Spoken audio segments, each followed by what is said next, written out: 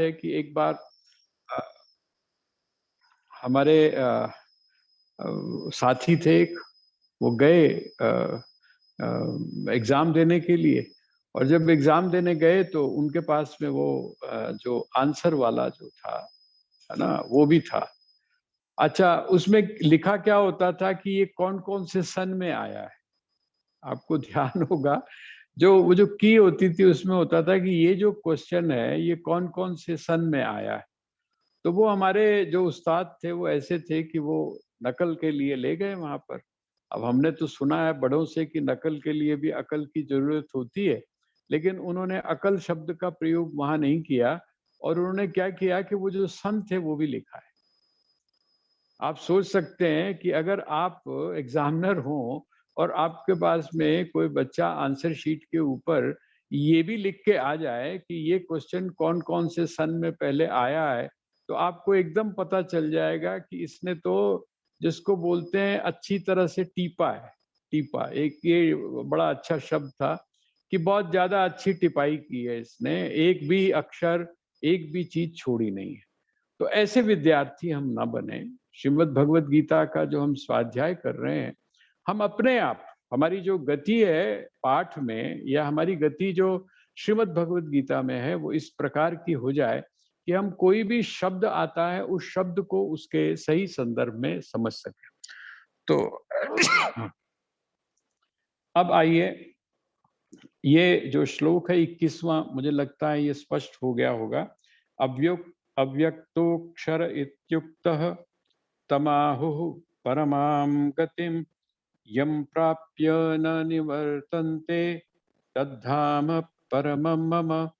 कहते हैं जो जिसको प्राप्त करने के बाद, जिसको प्राप्त करने के बाद व्यक्ति फिर न निवर्तन्ते अर्थात वापिस नहीं आता है। वापिस नहीं आने का मतलब जन्म और मृत्यु, इसमें वापिस नहीं आता, उसका जिसका जन्म नहीं होता। और जब जन्म नहीं होता है तो बड़ा स्वाभाविक है, जो अजन्मा है वो मरण धर्मा भी नहीं होगा, उसका उसकी मृत्यु भी नहीं होगी। जब आप इस बात को जान जाते हैं कि मैं मरण धर्मा नहीं हूँ, हैं, और ना ही मैं जन्म लेने वाला हूँ, तभी आप अब उस अमृतत्व को प्राप्त करते हैं जो परमात्मा का अर्थात भगवान श्री कृष्ण जिसको कह रहे हैं कि मेरा धाम है। आइए अब श्लोक नंबर 22। पुरुषस्य परः पार्थ भक्त्या लभ्यस्त्वनन्यया यस्यान्तस्थानि भूतानि येन सर्वमिदं ततम्। वो पुरुषस्य परः पार्थ, है ना? वो कहते हैं भक्त्या लभ्यस्त्वनन्यया। वह जो, हे पार्थ, वो जो कौन सा पुरुष है? तो कहते हैं परः, वह जो परम पुरुष जिसको आप बोलते हैं। भगवान ने शब्द का पहले प्रयोग किया परम पुरुष। परम शब्द का अर्थ आप फिर वही लगा लीजिएगा जो आपने अपने पास में यदि नोट किया होगा। वह परम पुरुष कैसा है? वह परम पुरुष कैसा है? कहते हैं कि वह जो परम पुरुष है, हे पार्थ, उसको यदि तो लभ्यस अर्थात उसका लाभ जो है वो कब होता है? उस परम पुरुष की प्राप्ति का लाभ कब होता है? अब इसको आप थोड़ा-सा और बदलिए, हैं? इसकी जो प्रक्रिया बताई गई है, उसी प्रक्रिया के अनुसार, अर्थात उस परम पुरुष को व्यक्ति कैसे जानता है? वो जो परम पुरुष है, उसको प्राप्त करता है या उसका लाभ, है ना? जिसको कई बार हमारे यहाँ बोला जाता है, परम लाभ की प्राप्ति हो जाए। परम लाभ आप प्राप्त करें। सद्गुरु के चरणों में आएँ और परम लाभ आप प्राप्त करें। इस ग्रंथ को आप पढ़ें और परम लाभ को प्राप्त करें। तो कहते हैं कि वो जो उसको उसको कैसे, अर्थात उसको जाने कैसे? तो क्या बुद्धि के द्वारा? बुद्धि के द्वारा, मन के द्वारा, इंद्रियों के द्वारा, कहते नहीं इनके द्वारा तो आप जान नहीं सकते। देखिए ये है जो भक्ति का वास्तविक स्वरूप। हम लोग बैठकर कभी-कभी, जब यहाँ आश्रम है तो यहाँ बैठ के यही आध्यात्मिक चर्चा होती है, और कई बार महापुरुषों के इस तरह के वाक्यों को भी हम लोग सुनते हैं। भक्ति का जो स्वरूप है वो इस तरह से हमारे सामने प्रस्तुत किया गया है कि जैसे जो उसमें वहाँ कुछ करने की आवश्यकता नहीं है। एक तो करने की आवश्यकता समझ पूर्वक नहीं है। आपको इस बात का पता चल गया कि आप बुद्धि के द्वारा उसको प्राप्त नहीं कर सकते, एक तो वो चीज है। और दूसरा क्या है, जिसको हम बोल सकते हैं निकम्मापन। हम कुछ करना ही नहीं चाहते हैं, और हम क्या सोचते हैं, वो हम लोग जब बचपन में सुना करते थे कि अमुक जो भक्त था उसने भगवान की ऐसी भक्ति की, तो उसको क्या हुआ, वो भगवान उसके यहाँ आके उसके घर के भी काम करने लगे, उसके गऊओं की भी सेवा करते हैं, उसके घर में चूल्हा चौका भी करते हैं, सब कुछ करते हैं। तो आदमी व्यक्ति हम सोचते थे तो बड़े अच्छे भगवान, ऐसे भगवान की तो बिल्कुल पूजा करनी चाहिए, किसी की जरूरत नहीं है, आपको फोकट के फ्री के मिल गए ना। वो ये जो एक कंसेप्ट है, ये जो एक सोचना है, ये सोच करके अगर आप उस क्षेत्र में जा रहे हैं तो वहां पर वो भक्ति का स्वरूप नहीं है। भक्ति अगर आप किसी कामना, यहां पर देखिए, यहां पर भी उन्होंने क्या कहा है भगवान ने। भगवान कहते हैं कि वह जो मेरा परम धाम है, कौन सा परम धाम, वह परम धाम जहां से व्यक्ति फिर बाद में जन्म को प्राप्त नहीं करता है, और जन्म को प्राप्त न करने के कारण मृत्यु का भी वहां पर प्रश्न नहीं होता। तो कहते हैं वो जो परम पुरुष है उसका लाभ कब होता है।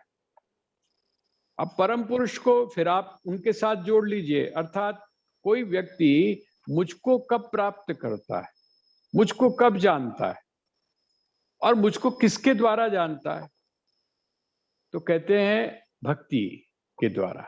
और वो भक्ति कैसी हो, वो भक्ति कैसी हो, तो यहां पर देखिए एक बड़ा अच्छा शब्द विशेषण लगाया गया। वो भक्ति कैसी हो, देखिए एक है प्रेमा भक्ति, आपके हृदय में प्रेम, और वो जैसा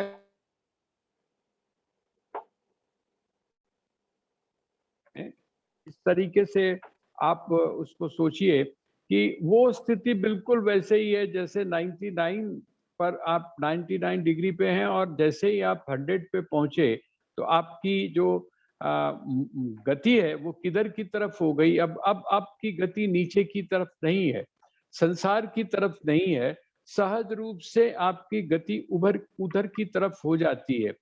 वो एक आपकी ऐसी स्थिति है जो स्थिति प्राप्त होने के बाद आपके अंदर, आपके भीतर प्रेम जो है वो अभिव्यक्त होना शुरू हो जाता है सभी के प्रति। ये उसकी पहचान है। उसके लिए किसी भी प्रकार का स्त्री पुरुष, कोई वर्ण, कोई व्यवस्था, ये सब कुछ नहीं रहता। प्राणी मात्र के लिए जब प्रेम प्रस्फुटित हो जाता है तो वो समझिए प्रेमा भक्ति। यहाँ पर भगवान क्या कहते हैं, वो कहते हैं अनन्य, अनन्य भक्ति से। देखिए बड़ा स्पष्ट भगवान ने कहा, पहली पंक्ति आप जब इसकी पढ़ते हैं 22वें श्लोक की, पुरुष सब पर पार्थ, हे पार्थ, वह जो पर पर पुरुष है, अर्थात वह जो परम पुरुष है ना, वह परम पुरुष कैसा है, कहते हैं कि उसकी जो भक्ति है, भक्त्या लभ्यस्त्वनन्यया, उसका लाभ कब प्राप्त होता है, तो कहते हैं अनन्य भक्ति से। भक्ति कैसी, अनन्य। अनन्य का मतलब क्या होता है, न अन्य, अनन्य। एक तो अनन्य भक्ति का अर्थ होता है कि उसके अलावा और किसी की, अर्थात उसके अलावा और किसी से प्रेम ना हो। तो क्या मतलब हुआ कि फिर आप बाकी भगवान के अलावा बाकी से आप प्रेम ना करें, कहते नहीं, भगवान के अलावा आप किसी से प्रेम न करें। इसका अर्थ क्या है क्योंकि वह जो भगवान है, वह जो श्री कृष्ण है, वो कहाँ पर है? वो सिर्फ वो छोटे से किसी आकार में सीमित नहीं है। भगवान ने अपने स्वरूप का जो विराट रूप है, विश्व रूप है, उसका जब उन्होंने दर्शन दिया तो उन्होंने क्या बात कही? उन्होंने कहा कि वह कौन सी जगह ऐसी है जहां मैं नहीं हूं, कौन सा स्थान ऐसा है जहां पर मैं नहीं हूं, मैं तो सारी जगह हूं। तो जो व्यक्ति ये कहता है कि मैं परमात्मा को प्रेम करता हूं, उसके अलावा मैं किसी को प्रेम नहीं करता हूं, भाई उसके अलावा कोई चीज बचे तब तो आप कहें ना कि मैं उससे प्रेम नहीं करता हूं। जब वो सारी जगह पर है, जैसे हमारे यहाँ स्वामी राम का जो चिंतन है, उसमें उन्होंने महावाक्यों में से एक बड़ा अच्छा जो उपनिषद का वाक्य है उसको लिया। उसको उन्होंने लिया, सर्वम खलु इदम ब्रह्म, सर्वम खलु इदम ब्रह्म नेह नानास्ति किंचना। वो कहते हैं कि ये जो भी कुछ है, जो भी कुछ है, जिसको आप देख भी रहे हैं, जिसको आप जगत कहते हैं, ये भी क्या है? ये भी ब्रह्म का ही पसारा है, ये भी उस परमात्मा का ही रूप है। उस परमात्मा से अतिरिक्त और कुछ भी नहीं है। नेह नानास्ति किंचना, नानात तो यहाँ पर है ही नहीं। मैं आपको एक उदाहरण दे रहा था कि आप जिस समय वो जो सर्कल आप बना के जब एक परिधि बाहर की जो लाइन है, वहां से जब उस लाइन को खींच कर नीचे ले जाते हैं उस बिंदु के ऊपर, बीच वाला जो बिंदु है, तो क्या होता है? जब बाहर से चलती है तो उसमें बहुत डिस्टेंस होगा। जहां से आप वो जो परिधि है ना, मतलब जो सर्कल है, उस सर्कल में से जब आप खींच कर लाइन को लेके जाएंगे तो वहां तो बहुत दूरी हो सकती है, काफी दूरी दूरी हो सकती है जहां से आप शुरू करते हैं। लेकिन जब आप उसको पिन पॉइंट पे, उस पॉइंट पर ले जाते हैं जो सेंटर है, जो केंद्र है, तो आपको आश्चर्य होता है कि वहां पर सारी जो दूरियां हैं वो क्या हो जाती हैं? समाप्त हो जाती हैं। वह अभेद की स्थिति है, वो अभिन्नता की स्थिति है, वह नानात्व का निषेध है वहां पर। इसका मतलब वहां अनेकता नहीं है बल्कि एकता है। तो स्वामी राम ने जब ये बात कही कि राम से यदि आप मिलना चाहते हैं तो केंद्र पे मिले, इसका अर्थ क्या हुआ? इसका अर्थ ये हुआ, केंद्र वह जगह है जहां पर भिन्नता नहीं रहती है, जहां पर अभेद हो जाता है, जहां पर शरीर महत्वपूर्ण नहीं रहता, जहां पर मन भी महत्वपूर्ण नहीं रहता, जहां पर बुद्धि भी महत्वपूर्ण नहीं रहती, वहां पर कौन सी चीज महत्वपूर्ण हो जाती है? वो कहते हैं वो आत्मा। वहां पर आत्म रूप से चिंतन होता है, आत्म रूप से संबंध बनते हैं। तो यहाँ भगवान ने पहली कहा, पर पुरुष सब पर पार्थ भक्त्या लभ्यस्त्वदन्यया अनन्यया। अनन्य का अर्थ ना अन्य, परमात्मा के अलावा और कुछ नहीं है, एक। दूसरा, जिस समय मैं परमात्मा से अर्थात ईश्वर से, श्री कृष्ण से जब मैं उनकी भक्ति कर रहा हूं तो किस रूप में कर रहा हूं? इस रूप में कर रहा हूं कि वो मेरे आत्मीय हैं, मेरे ही नहीं हैं बल्कि मेरा अपना ही स्वरूप है। इस भाव से जिस समय आप उनकी क्या करते हैं? उपासना करते हैं। आपको एक रामकृष्ण, परमहंस रामकृष्ण का आपने नाम सुना होगा। तो वो जो रामकृष्ण परमहंस थे, उनकी शिकायत की गई। उनकी क्या शिकायत की गई कि वो जो दक्षिणेश्वर में जो माँ का मंदिर है, उसमें पुजारी थे वो। और जब पुजारी थे तो उनसे लोगों ने दो शिकायतें, जो वहाँ की व्यवस्था देखती थी, जिनके अंडर में था, उनको की, मैनेजमेंट को।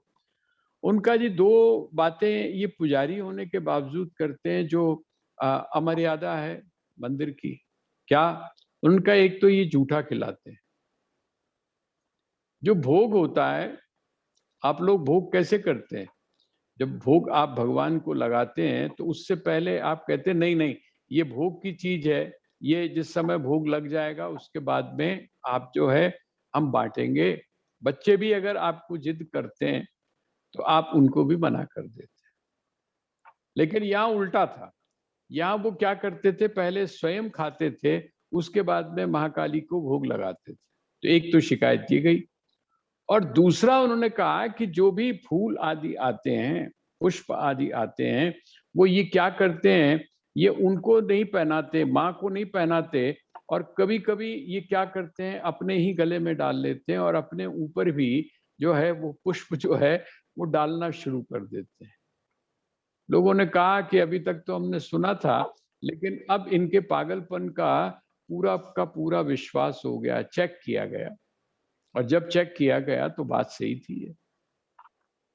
बुलाया और बुलाकर उनसे पूछा कि आप ऐसा क्यों करते हैं? उन्होंने जो बात कही वो बड़ी विलक्षण थी।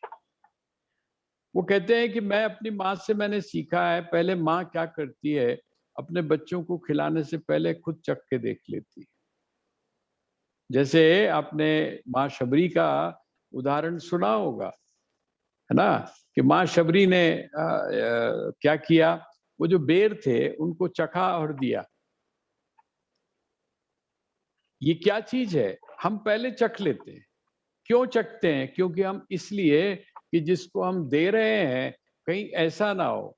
माताएं क्या करती हैं, जब खीरा है, खीरा जब काटती हैं तो खीरा काट के एक बार उसको चख के देख लेती हैं कि कड़वा तो नहीं है। अगर कड़वा है तो वहीं रिजेक्ट कर देती हैं। अगर ऐसा ना करें तो क्या होगा? वो जो कड़वा खीरा है, आपके जो गेस्ट आए हुए हैं या आपका जो परिवार बैठकर भोजन इकट्ठा कर रहा है, क्या होगा? सबका स्वाद जो है वो आप खराब कर देंगे। तो कहते हैं भाई मैंने तो अपनी माँ से ये सीखा है कि जिस समय मैं अपनी माँ को खिलाता हूँ, माँ मेरे साथ में ऐसा करती रही है, इसलिए मैं ये नहीं चाहता हूँ कि कोई भी चीज ऐसी मैं माँ को खिला दूं, भोग में लगा दूं, जो कि स्वादिष्ट ना हो, जिसका स्वाद ना हो। अब इसका उनके पास कोई जवाब नहीं। दूसरा, वो कहते हैं ये जो तुम करते हो ये क्या करते हो? वो आप सभी जानते हैं कि रामकृष्ण जब भाव की समाधि में आते थे तो वो उनको माँ बाहर नहीं दिखाई देती थी। जो उनका इष्ट था, वो इष्ट जो था वो अन्य नहीं था, बल्कि वो क्या था, अनन्य था। वो अपनी माँ को अपने भीतर ही देखा करते थे, और जिस समय वो स्वयं पर चढ़ा रहे होते थे उन पुष्पों को, तो वो रामकृष्ण को चढ़ाए नहीं जाते थे, बल्कि वो किसको चढ़ाए जाते थे? वो रामकृष्ण के अंदर जो विराजमान मातृशक्ति है, जिसको माँ कहते हैं, काली कहते हैं, उनका जो इष्ट थी, वो इष्ट को चढ़ाए जाते थे। देखने वाले क्या सोच रहे हैं? देखने वाले सोच रहे हैं कि ये माला किसके अपने गले में डाल रहा है, पागल हो गया है। ये पुष्प जो है वो अपने ऊपर डाल रहा है, ये बौरा गया है। लेकिन वास्तविकता क्या थी? वो रामकृष्ण जो थे वो अपने शरीर के ऊपर नहीं डाल रहे थे, बल्कि अपने अंतर में विराजमान जो महाकाली है, भद्रकाली है, उसके ऊपर डाल रहे। तो ये है अनन्य रूप से चिंतन। श्री कृष्ण का या भगवान का, या आप सनातन वह जो अव्यक्त है, उस अव्यक्त का जो पूजन है या उसकी जो विधि है, उसको प्राप्त कैसे किया जाए? तो भगवान ने कहा अनन्य रूप से, जिस समय आप उनकी भक्ति करते हैं। अनन्य का मैंने आपको दो उसकी धाराएं हैं, उन दोनों धाराओं के, भक्ति की धारा क्या है? भगवान के अलावा और किसी की पूजा न करना। जैसे कई संप्रदाय उन्होंने उसकी व्याख्या बड़े गलत तरीके से कर दी, क्योंकि उनका कंसेप्ट डिफरेंट है। वो कहते हैं कि हम सबसे बड़ा जो है, सबसे श्रेष्ठ उसी को मानते हैं, उसके अलावा उन्होंने दूसरों में हीनता की भावना बना दी। वो दूसरे कौन है? जो उसको नहीं मानते हैं, उसके अलावा जो भी है, वो यहाँ तक कि किसी को नमस्कार भी नहीं करते। आप देखते होंगे जब भारत माता की जय या वंदे मातरम की बात आती है तो यही बात आती है। हमारे यहाँ अर्थात जो भारतीय संस्कृति है, खास करके जो सनातन संस्कृति है, उस सनातन संस्कृति में उन्होंने कहा कि नहीं, हम अगर किसी की भी पूजा कर रहे हैं, हम अगर एक दूसरे को मिलते भी हैं तो हम राम राम बोलते हैं। मैं राम राम बोलता हूँ, आगे से जवाब में राम राम मिलता है, तो वो किसको राम राम कर रहे हैं? वो एक दूसरे के अंतःकरण में विराजमान जो राम है, उसको हम नमस्कार कर रहे हैं। सन्यासियों में आपने देखा होगा, ओम नमो ब्रह्मणे, ओम नमो नारायणाय, ये एक दूसरे को जो अभिवादन है ये किसका है? ये अनन्य रूप से वह जो परमात्मा से जुड़ा हुआ है, वो जो परमात्मा का ही रूप है, उसकी अनन्य, तो ये है अनन्य भक्ति। ज्ञान का मार्ग अनन्य को अलग तरह से देखता है, भक्ति का मार्ग अनन्य को अलग तरह से देखता है, लेकिन अंत में जाके उसका जो सार है, वो सार यही है जिसको हम लोग कहते हैं कि उस परमात्मा के अलावा, अर्थात वह जो सनातन अव्यक्त है, वह अव्यक्त जो सृष्टि और लय इन दोनों का साक्षी है, इन दोनों को देखने वाला है, वो कौन है? तो कहते हैं वो वास्तव में मैं ही हूं, और जो इसको जान जाता है वो क्या बन जाता है? वो मेरा ही रूप बन जाता है। दूसरा है यस्यांतस्थानि भूतानि येन सर्वमिदं ततम। कहते हैं यस्यांतः स्थानि भूतानि, ये जो भूतानि, भूतानि का मतलब समस्त भूत, समस्त, जिसको हम प्रकृति बोल सकते हैं, समस्त प्रकृति जो है वो क्या है? तो कहते हैं यस्यांत स्थानी, जिसके अंत में है, जिसके अंत में, यस्यांत स्थानी भूतानी, जिसके अंतर में है, क्या? ये समस्त भूत, ये समस्त भूत जिसके अंतर में है, या आप इससे रिवर्स भी बोल सकते हैं।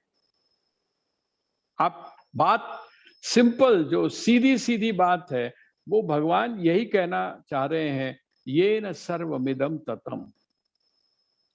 इसको आप जोड़ लीजिए, विनाशम अव्ययस्यास्य न कश्चित कर्तुमर्हति। कहते हैं कि वह जो जो इस विश्व के, इस जगत के रोम रोम के अंदर विराजमान है, कण कण के अंदर विराजमान है, बल्कि जिसको आप कण बोलते हैं, वो कण का भी अस्तित्व जिसके बिना नहीं है, ऐसा वह जो है वो कौन है? वो कहते हैं वो वही है जिसको आप परमात्मा बोलते हैं, वही है जिसको आप सनातन अव्यक्त बोलते हैं। तो पुरुषः स परः पार्थ भक्त्या लभ्यस्त्वनन्यया यस्यांतस्थानि भूतानि, यस्यांतः स्थानि भूतानि है, जिस जिस परमात्मा के हृदय में, अर्थात उसके अंतर्गत समस्त भूत। आप बड़ा आकार दे लीजिए किसको? वो जो परमात्मा है उसको आप बड़ा आकार दे लीजिए। जैसे आपने जिस समय आप बाल लीला पढ़ते हैं भगवान की, बाल लीला, उस बाल लीला में एक बड़ी मशहूर है जिसको हम लोग बड़े आनंद में, वात्सल्य का भाव वहां पर जागृत होता है। और वो कौन सा है? वो है जिस समय भगवान ने मिट्टी खाई। वो जो मिट्टी वाला प्रसंग है उसको आप थोड़ा सा सोच कर देखिए, विचार करके देखिए। वो जो कथा पक्ष है उसको आप एक तरफ निकाल दीजिए। वो जब उसने मुंह खोला, बाल भगवान ने, बाल कृष्ण ने जब मुख खोला, उसको माँ ने कहा कि खोल मुंह, मिट्टी तूने खाई है तो तू मुंह खोल। और जिस समय मुंह खोला तो क्या देखा वहां पर? आप लोग तो कई बार उसको, उसका आनंद ले चुके। वहां पर क्या देखा, है ना? वहां पर उन्होंने देखा कि है तो वो छोटा सा बाल कृष्ण है। और बाल कृष्ण का जब मुख खुला तो यशोदा जो है वो मुंह मुंह खोल कर बैठ गई। वो उसको समझ ही नहीं आया कि मैं क्या कर। उसने वहां पर बहुत सारे ब्रह्मांड देखे, उसने जगत की उत्पत्ति देखी, उसने जगत की स्थिति देखी, उसने जगत का विनाश देखा। और कहां पर देखा? कहां देखा? वो बाल कृष्ण के मुख में देखा। एक रूप ये, एक रूप तो भगवान का, बाल कृष्ण का ये हो गया। जहां जो छोटा है, वह जो विराट है, वो विराट किसमें दिखाई दे रहा है? जो अल्प है उसमें दिखाई दे रहा है। शरीर के आकार में वह जो आकार तत्व है, वह व्यक्त में जो है वो अव्यक्तत्व जो है वो दिखाई दे रहा है, जो परम अव्यक्त तत्व है। अव्यक्त तत्व जो है वो वहां पर दिखाई दे रहा है।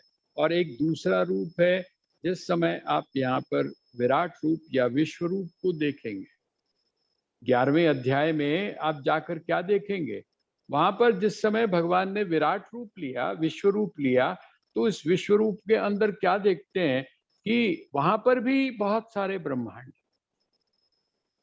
और वहां जिसको देखकर अर्जुन डरा वो कौन सा है, वहां पर भगवान काल के रूप में। भगवान तो बड़े सौम्य हैं, जो श्री कृष्ण हैं वो तो बहुत सौम्य है, वंशी विभूषित खरा नवनीर दाबात। लेकिन यहाँ पर उसने देखा कि जो जितने भी राजागण हैं या जितनी भी सेना है वो सारी उनकी दाढ़ों के बीच में ऐसे दबाई जा रही है, मर रही है। ये जो दोनों रूप है, कौन कौन से, इस जगत में उस जगत पिता को देखना और उस जगत पिता में इस जगत को देखना, ये दोनों ही जो स्थितियां हैं वो हमको कहाँ पर ले जाती हैं, वो कहते हैं वो परम धाम की तरफ ले जाती हैं। और वो परम धाम कौन सा है, यो कहते हैं यंता यस्यांत स्थान भूतानि ये न सर्वमिदम ततम। पूरा श्लोक पढ़ के आप उसका अर्थ देखिए। पुरुष सब पर पार्थ भक्त्या लभ्यस्त्वनन्यया। वो कहते हैं अनन्य रूप जो है उस अनन्य भक्ति के द्वारा मुझको प्राप्त करता है। परमात्मा को प्राप्त करने का, विराट को प्राप्त करने का क्या तरीका है, तो कहते हैं अनन्य रूप से आपके जीवन में भक्ति हो। और अब कहते हैं वो कि ये जो भी कुछ है, जो भी कुछ है, ये हम जो आपस में चिंतन कर रहे हैं, बात कर रहे हैं, सनातन अव्यक्त की बात कर रहे हैं, अव्यक्त की बात कर रहे हैं, व्यक्त की बात कर रहे हैं, ये इसको इसको किस संदर्भ में हम कर रहे हैं, समय के संदर्भ। भगवान वहां पर जो समय है, जो काल है, उस काल को समझाना चाहते हैं कि काल का वास्तविक स्वरूप क्या है। अब ये जो आगे के जो श्लोक हैं, ये श्लोक एक तरह से काल का आधार लेकर और हमको गति के बारे में बताते हैं। इसमें कुछ चीजें ऐसी हैं जो हमारी बहुत जो सामान्य धारणा है, आमतौर पे एक कुछ बातें, जैसे उत्तरायण सूर्य का होना है और दक्षिणायन सूर्य का होना है। आपने एक बात सुनी होगी, और वो उसके उसके बारे में नासमझी के कारण कभी कभी कुतर्क भी होते हैं। वो कहते हैं जी 6 महीने तक जो है उत्तरायण होता है और 6 महीने तक दक्षिणायन होता है, हम सभी जानते हैं। अच्छा, जिस समय उत्तरायण होता है और जिस समय दक्षिणायन होता है, तो कहते हैं कि भीष्म जी ने, भीष्म पितामह ने जिस समय अपना शरीर का परित्याग करने के लिए उन्होंने किसकी प्रतीक्षा की, कौन से समय की प्रतीक्षा की? भाई वो ऐसे थे, भीष्म पितामह ऐसे थे जिनको वरदान मिला हुआ था कि जब चाहें जब तब वो अपने देह का परित्याग करें। तो उन्होंने किस बात की प्रतीक्षा की? कहते हैं इस बात की प्रतीक्षा की कि जो सूर्य है वो उत्तरायण हो जाए। सूर्य उत्तरायण हो जाए तब भीष्म ने क्या किया, अपने शरीरों का परित्याग किया। क्यों? क्योंकि कहते हैं उत्तरायण में जिसकी भी मृत्यु होती है वो किसको प्राप्त होता है, तो स्वर्ग को प्राप्त होता है। थोड़ा सा इस बात को सुन के, है ना, आप उसके साथ जोड़िए जो हमारे मन के अंदर एक पूर्वाग्रह के रूप में बैठा हुआ। उत्तरायण और दक्षिणायन, मैंने जिस समय कई महापुरुषों की इसके ऊपर टीका पढ़ी तो वो इससे बच गए।